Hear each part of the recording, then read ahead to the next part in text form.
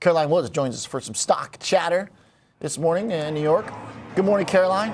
Happy Christmas Eve day morning. Merry Christmas Eve to you, as you too, Oliver. Thank you. Well, I'm hoping that American flies out on normal time. It's only down 2%. The stories that we're talking about are a little bit more muted, but there's a few interesting things here. Netflix gets a little love. Crowdstrike gets a little love. I think maybe the most interesting one deal-wise is U.S. Steel, as the chatter was that this was going to get struck down. What's the latest?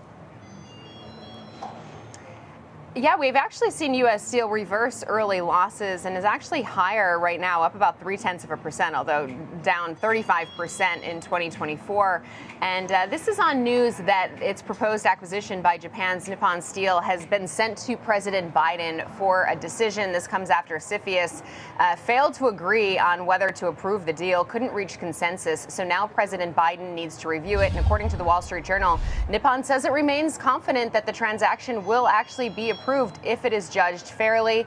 Nippon has asked Biden to consider steps that it's proposing to address U.S. concerns, including national security concerns and employment concerns. So the president now has 15 days to act. If he doesn't block the deal, it will give the companies a green light, although I would say that's unexpected based on everything we've been hearing. President Biden has already expressed opposition to the deal, and so has President-elect Trump. So according to the companies, the transaction between U.S. Steel and Nippon Steel enhances U.S. national and economic security through investment in manufacturing and innovation by a company based in one of the United States' closest allies, and forges an alliance in steel to combat the competitive threat from China. So both U.S. Steel and Nippon Steel trying to make the case for this deal to actually happen.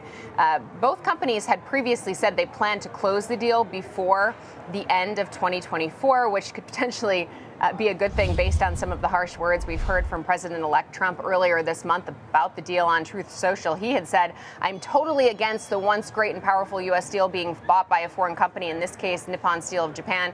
Through a series of tax incentives and tariffs, we will make U.S. Steel strong and great again, and it will happen fast." So, we'll have to see how this actually plays out. President Biden, as I said, has already expressed opposition to the deal. So, it's his chance to review it. He has 15 days to block the deal, but if not, they would get the green light. And we are seeing shares up almost 1% right now of U.S. Steel, so maybe a little bit of optimism. But as I said, they've been really hit hard this year. Yeah. I guess maybe one thing that these two presidents will agree on, it seems that's the message from the market.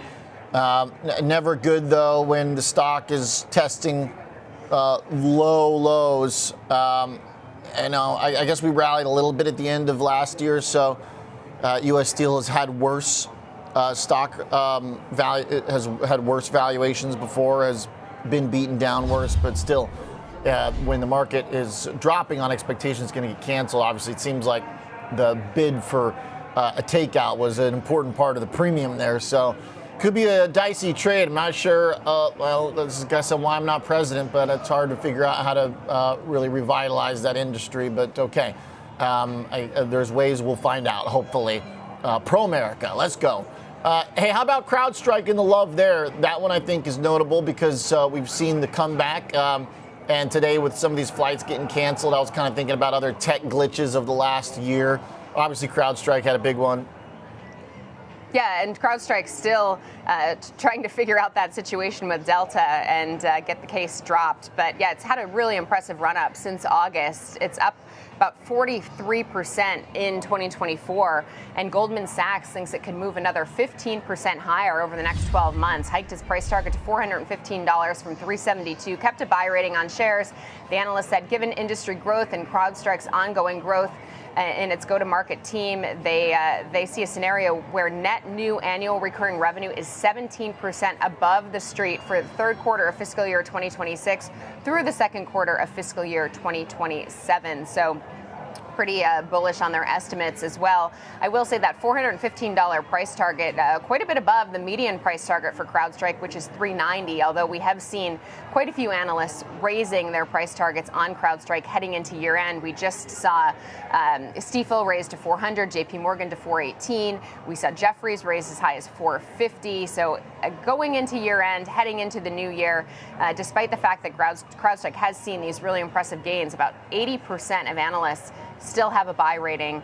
And the street high for CrowdStrike is $540 a share. So we'll see if it gets any other price target hikes heading into the close of the year. CrowdStrike currently up about 0.4% right now, trading about 9% away from all-time highs. Yeah, it's pretty positive stuff, pretty big expectations. And stock that right now is still, below that average. So everyone held on and seemed like kind of doubled, tripled down, and rightfully so. The stock's been slowing a little bit around $360, but I feel that with the rest of the market close to highs, many companies in that category of tech growth and cyber had been at highs, and if they didn't lose major customers, which it doesn't seem like they did, then they might have some catching up to do still. So I can kind of see why some of these price targets are getting lifted. The other one is in Netflix this morning. I mean, that one's obvious. Just been a total machine this year, even despite some of their own tech hiccups around that last big sporting, using that term loosely, event. They've got a real one coming up with Christmas football. I don't know. Boxing seems pretty sporting to me. Well, you have to be pretty athletic to withstand the punches. But you're 60 years old. I've seen the muscles shuffling around. But yeah, we have tomorrow to look forward to for Netflix to see if they can work out those kinks, because they have those 2 NFL games airing on Christmas Day. You won't see me watching them because the Buffalo Bills aren't playing. But Netflix, of course, as you said, a big winner this year, up about 87.5% in 2024, only about 3% away from all-time highs. Keybanc thinks that it will continue to move higher next year, raised its price target to $1,000 a share from $785. So that implies about 10% upside. And then keep in mind that $785 previous price target, significantly below the $912.75 where Netflix is currently trading.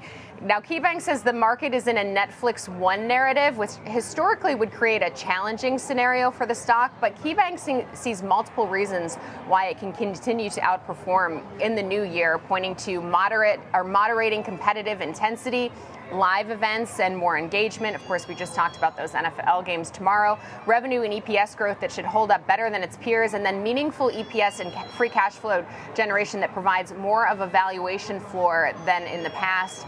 So as for how that price target, the $1,000 price target from Keybanc, stacks up against the rest of Wall Street, interestingly enough, the median price target for Netflix heading into year end, $829, significantly below where it's currently trading. And that's despite the fact that 65% of analysts have a buy rating on shares.